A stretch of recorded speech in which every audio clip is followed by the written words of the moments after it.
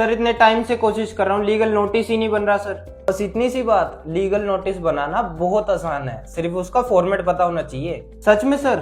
चलो आज मैं 2 मिनट में समझाता हूँ। सर सबसे पहले क्या लिखते हैं? सबसे पहले आती है पार्टीज डिटेल्स, जैसे under the instructions of my client mister A, मतलब नोटिस किसकी तरफ से और किसको जा रहा है। एग्जैक्टली उसके बाद sir facts of the case, और याद रखना फैक्ट्स हमेशा क्रोनोलॉजिकल ऑर्डर में लिखने हैं। Example, on 1/1/2026 you borrowed 50,000 from my client. You undertook to repay the said amount within 3 months. Despite repeated requests, the amount remains unpaid. मतलब पहले जो इवेंट हुआ सर वो पहले लिखेंगे। बिल्कुल। फिर सर उसके बाद legal ground, your conduct amounts to breach of legal obligations, मतलब सर लीगल रॉन्ग आइडेंटिफाई करना है। एग्जैक्टली और उसके बाद सर डिमांड और relief sought, example you are hereby called upon to pay 50,000 with applicable interest, मतलब relief clearly mention करनी है। एग्जैक्टली और इन सब के बाद सर उसके बाद है टाइम लिमिट, जैसे कि you must comply with in 15 days from the receipt of this notice.